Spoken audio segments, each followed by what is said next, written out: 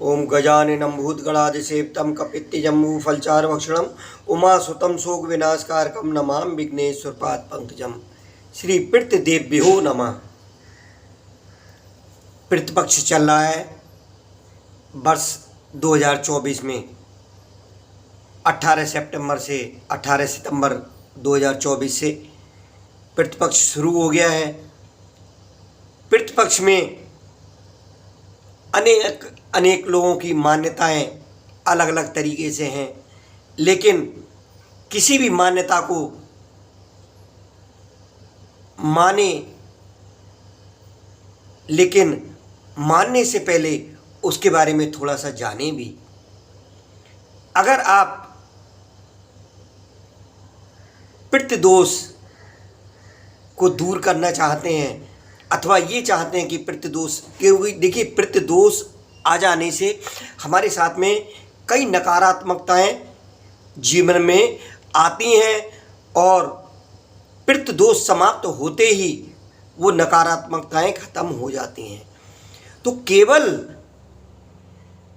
कुछ भी आप नई खरीदारी ना करें, नया सामान ना लें, उससे पितृदोष समाप्त नहीं होगा अथवा हमारे पितृ प्रसन्न नहीं होंगे।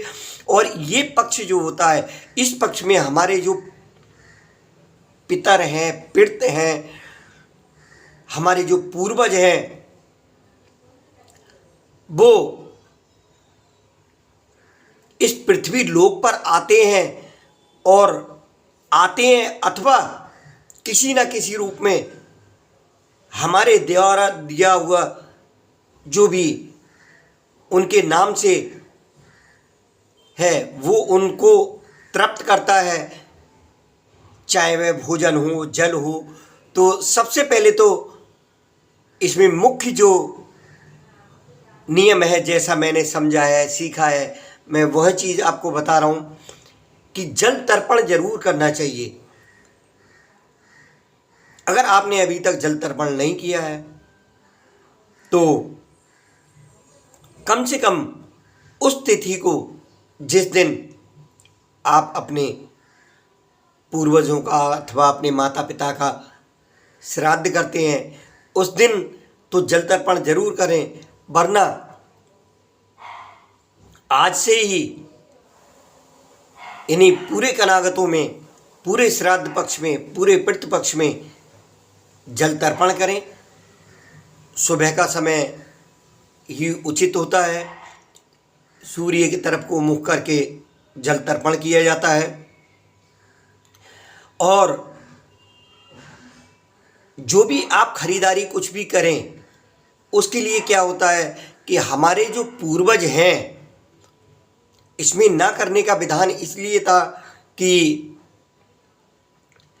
पहले समय का बहुत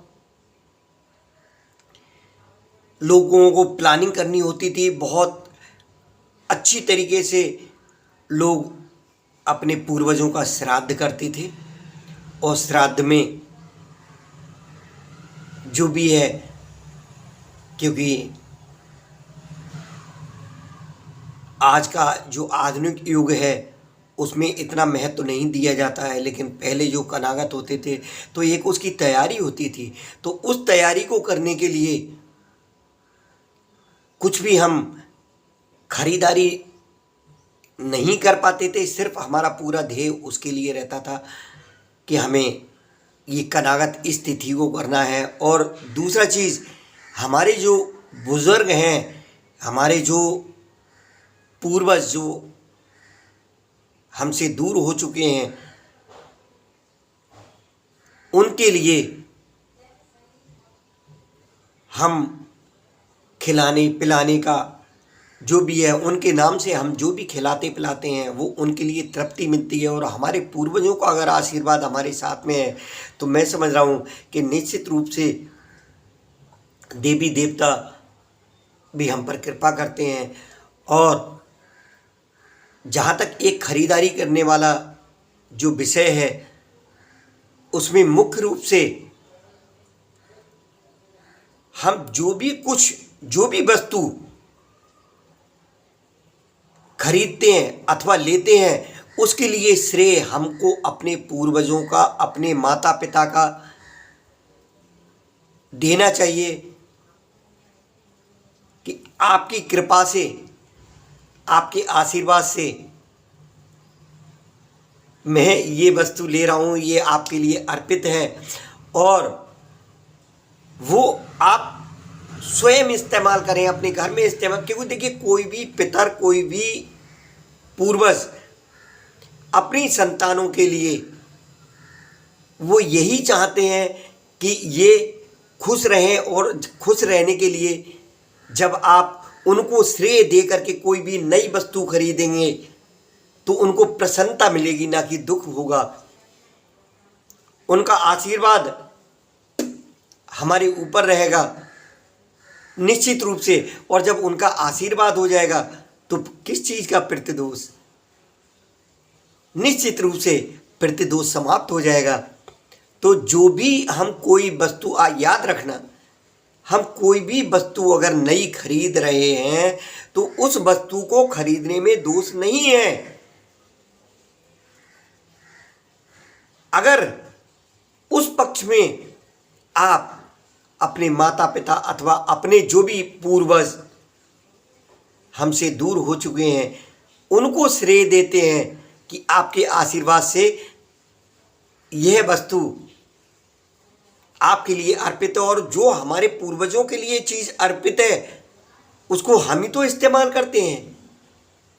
हमारे पिता अगर कोई चीज़ हमें छोड़ के गए हैं तो उसे हम ही तो इस्तेमाल करेंगे। उनको अर्पित किया, अर्पित करने के बाद में हमने अगर उसको इस्तेमाल किया, कोई वो नहीं है। लेकिन जो हमने एक दान करने का मन बनाया है, उसमें चाहे खाने पीने की वस्तु हो अथवा वस्त्र इत्यादि हो, उसको अगर हमने दान करने का उनके लिए किया है तो हम किसी भी अपने जिसको भी पूजनीय मानते हैं उसके लिए वो वस्तु दे सकते हैं। उसके अलावा अगर घर में हमें किसी भी चीज़ की आवश्यकता है, उस आवश्यकता को हम बिल्कुल भी नहीं रोकें। उस आवश्यकता की पूर्ति इन श्राद्ध पक्ष में जो भी वस्तु है उसकी आप घर में उपलब्धता करके जब अपने आप को थोड़ा सक्षम महसूस करेंगे तो निश्चित रूप से जो आपके बुजुर्ग हैं, जो आपके, कहने का मतलब जो आपके पूर्वज हैं अथवा माता पिता हैं जो इस दुनिया में नहीं हैं, उनको प्रसन्नता मिलेगी और उनका आशीर्वाद मिलेगा। निश्चित रूप से प्रतिदोष समाप्त होगा। तो बस यही ध्यान रखना है, हमारे घर में अगर किसी चीज़ का अभाव, किसी चीज़ की भी ज़रूरत हो रही है तो उसको दिमाग में एक बार भी ये ना लाएं कि अभी तो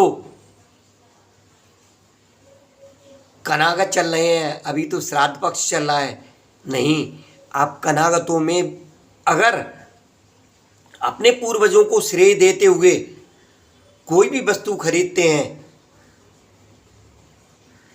कुछ भी हो चाहे कोई भी वस्तु खरीदते हैं, दिन बुरे नहीं है, सोच बुरी है हमारी।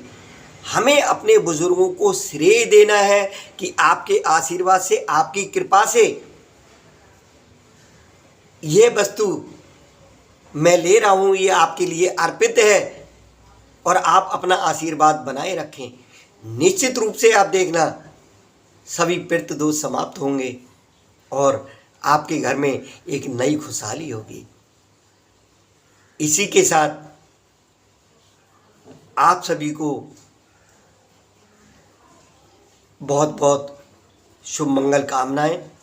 प्रभु आप पर कृपा बनाए रखना और आप अपनी कृपा और आशीर्वाद मुझ पर बनाए रखना, और जो छोटे बच्चे हैं तो वो स्नेह बनाए रखें।